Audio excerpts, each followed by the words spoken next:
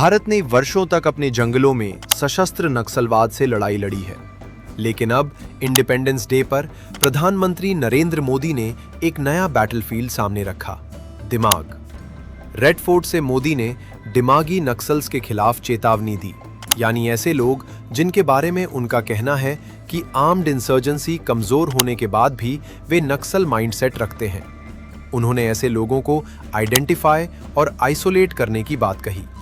इस फ्रेज ने एक बड़ा सवाल खड़ा कर दिया। सरकार कब आर्म्ड एक्सट्रीमिज्म से लड़ रही होती है और कब पॉलिटिकल डिसेंट को आइडियोलॉजिकल थ्रेट की तरह देखना शुरू कर देती है। दिमागी नक्सल की कोई ऑफिशियल लीगल डेफिनेशन नहीं है। ये एक पॉलिटिकल फ्रेज है, क्रिमिनल कैटेगरी नहीं। मोदी ने कहा कि आर्म्ड नक्सलिज्म अपने अंत के करीब है, लेकिन उसकी आइडियोलॉजी उन लोगों के जरिए सरवाइव कर सकती है जो अनरेस्ट या वायलेंस प्रमोट करते हैं। आर्म्ड इंसर्जेंसी में मेजरेबल डिक्लाइन भी आया है। इंडिया के होम मिनिस्ट्री के अनुसार left wing extremism affected districts 2018 में 126 थे, जो अक्टूबर 2025 तक घटकर सिर्फ 11 रह गए।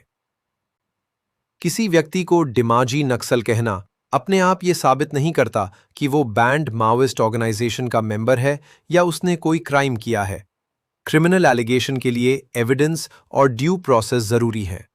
मोदी ने स्पेसिफिक इंडिविजुअल्स के नाम नहीं लिए, लेकिन यूनियन मिनिस्टर किरेन रिजिजू ने बाद में इस फ्रेज की इंटरप्रिटेशन दी। उनके अनुसार ये उन लोगों को रेफर करता है जो माओइस्ट को सपोर्ट करते हैं, कॉन्स्टिट्यूशन को रिजेक्ट करते हैं, सेपरेटिज्म और आर्टिकल 370 का समर्थन करते हैं, या नॉर्थ ईस्ट को बाकी इंडिया से कनेक्ट करने वाले चिकन्स नेक कॉरिडोर को कट करना चाहते हैं। कांग्रेस लीडर पी चिदंबरम ने जवाब दिया, I am proud to be a दिमागी नक्सल।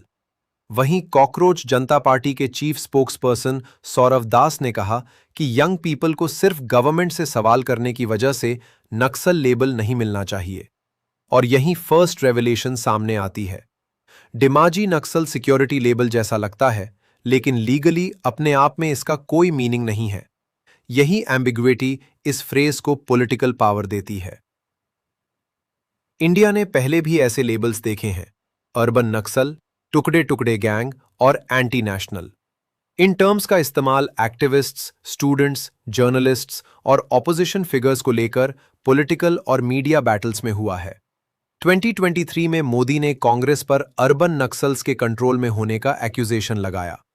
2020 में एक आरटीआई रिस्पॉन्स ने बताया था कि यूनियन होम मिनिस्ट्री की लेफ्ट विंग एक्सट्रीमिज्म डिवीजन के पास अर्बन नक्सल्स वास्तव में कौन है, इसकी आइडेंटिफिकेशन को लेकर इंफॉर्मेशन नहीं थी। इससे एक पॉलिटिकल शॉर्टकट बनता है। किसी क्रिटिक ने क्या कहा, इस पर डिबेट करने के बजाय आर्ग्यूमेंट इस बात पर शिफ्ट हो जाता है कि वो क्रिटिक सपोजली है क्या। पॉलिसी से डिबेट आइडेंटिटी पर चली जाती है, और जब किसी व्यक्ति के साथ इंसर्जेंसी या नेशनल डिसलॉयल्टी का लेबल जुड़ जाता है, तो पब्लिक एविडेंस एग्जामिन करने से पहले ही उस व्यक्ति को जज कर सकती है। लेकिन मोदी के सपोर्टर्स इस इंटरप्रिटेशन को रिजेक्ट करते हैं। उनका कहना है कि लेजिटिमेट क्रिटिसिज्म और वायलेंट माओइस्ट आइडियोलॉजी या सेपरेटिज्म का सपोर्ट कंप्लीटली अलग चीजें हैं। गवर्नमेंट की रिस्पॉन्सिबिलिटी है कि नेशनल सिक्योरिटी को थ्रेटन करने वाले नेटवर्क्स को एक्सपोज करे। इंडिया ने एक रियल माओइस्ट इंसर्जेंसी फेस की है। आर्म्ड ग्रुप्स डेडली अटैक्स के रिस्पॉन्सिबल रहे हैं और देश ने ईयर्स ऑफ वायलेंस देखी है। डेमोक्रेसी पॉलिटिकल वायलेंस टॉलरेट नहीं कर सकती, लेकिन डेमोक्रेसी एक क्लियर बाउंड्री भी डिमांड करती है, वायलेंट एक्सट्रीमिज्म और लॉफुल डिसेंट के बीच। अगर ये बाउंड्री ब्लर हो जाए तो क्रिटिसिज्म खुद सस्पिशियस दिखाई देने लग सकता है। और यहीं सेकंड रेवलेशन आती है। कंट्रोवर्सी सिर्फ एक पॉलिटिकल स्लोगन के बारे में नहीं है, ये इंडिया की वाइडर डेमोक्रेटिक ट्रेजेक्टरी के कॉन्टेक्स्ट में सामने आई है। फ्रीडम हाउस की 2026 रिपोर्ट इंडिया को पार्टली फ्री रेट करती है, with a score of 62 out of 100, जो प्रीवियस ईयर के 63 से डाउन है। रिपोर्ट के अनुसार मोदी के अंडर जर्नलिस्ट, एनजीओज और गवर्नमेंट क्रिटिक्स के खिलाफ हैरासमेंट इंक्रीज हुआ है, और बीजेपी ने पॉलिटिकल अपोनेंट्स के खिलाफ गवर्नमेंट इंस्टीट्यूशंस का इंक्रीजिंगली इस्तेमाल किया है। वीडेम की 2026 डेमोक्रेसी रिपोर्ट इससे भी आगे जाती है। वो इंडिया को इलेक्टोरल ऑटोक्रेसी क्लासिफाई करती है और ऑटोक्रेटिजेशन को डेमोक्रेटिक इंस्टीट्यूशंस के स्लो लेकिन सिस्टमैटिक डिसमैंटलिंग के रूप में डिस्क्राइब करती है। रिपोर्ट फ्रीडम ऑफ एक्सप्रेशन के डिटोरिएशन, क्रिटिकल जर्नलिस्ट पर प्रेशर और सिविल सोसाइटी तथा ऑपोजिशन के खिलाफ अटैक्स की ओर पॉइंट करती है। इंडिया फिर भी मल्टी पार्टी इलेक्टोरल डेमोक्रेसी है। 2024 लोकसभा इलेक्शन में बीजेपी ने अपनी सिंगल पार्टी मेजॉरिटी खो दी और ऑपोजिशन पार्टीज कई स्टेट्स में गवर्नमेंट्स चला रही हैं। इसलिए कंसर्न इलेक्शंस के एग्जिस्टेंस को लेकर नहीं, बल्कि डेमोक्रेटिक स्पेस की क्वालिटी को लेकर है। डेमोक्रेसी सिर्फ एवरी 5 इयर्स वोटिंग का नाम नहीं है।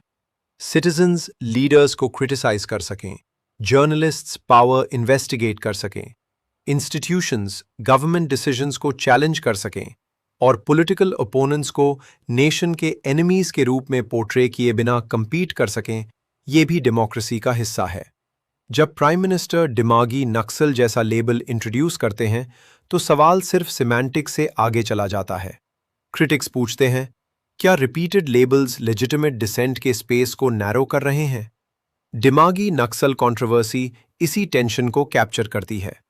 गवर्नमेंट कहती है कि वो एक ऐसी आइडियोलॉजी से फाइट कर रही है जो आर्म्ड इंसर्जेंसी के एंड के बाद भी सरवाइव कर सकती है। क्रिटिक्स को फियर है कि यही लॉजिक ऑर्डिनरी डिसएग्रीमेंट को भी सिक्योरिटी क्वेश्चन में कन्वर्ट कर सकता है। ये फ्रेज ऑनलाइन भी स्प्रेड हुआ। विद इन डेज दिमागी नक्सल पार्टी नाम के एक इंस्टाग्राम अकाउंट ने रिपोर्टेडली 1,70,000 से ज्यादा फॉलोअर्स गेन कर लिए। इंसल्ट डिसअपियर होने के बजाय एक पॉलिटिकल आइडेंटिटी और सैटिरिकल ब्रांड बन गया। ये रिएक्शन एक इंपॉर्टेंट लेसन देता है। जो लेबल्स लोगों को आइसोलेट करने के लिए क्रिएट किए जाते हैं, वे कभी-कभी उन्हीं लोगों को यूनाइट भी कर सकते हैं। रियल टेस्ट ये नहीं है कि इंडिया नक्सलिज्म को कितनी अग्रेसिवली कंडेम करता है। रियल टेस्ट ये है कि क्या इंडिया वायलेंट आइडियोलॉजी को डिफीट कर सकता है बिना डिसएग्रीमेंट, प्रोटेस्ट या क्रिटिसिज्म को डिसलॉयल्टी समझें। दिमागी नक्सल सिर्फ 2 वर्ड्स है, लेकिन इन वर्ड्स के अराउंड चल रही डिबेट एक मच लार्जर स्ट्रगल एक्सपोज करती है। क्या दुनिया की सबसे बड़ी डेमोक्रेसी डिसेंट के लिए स्पेस प्रिजर्व करते हुए उन थ्रेट से फाइट कर सकती है जिन्हें वो डेमोक्रेसी को डिस्ट्रॉय करने वाला थ्रेट मानती है?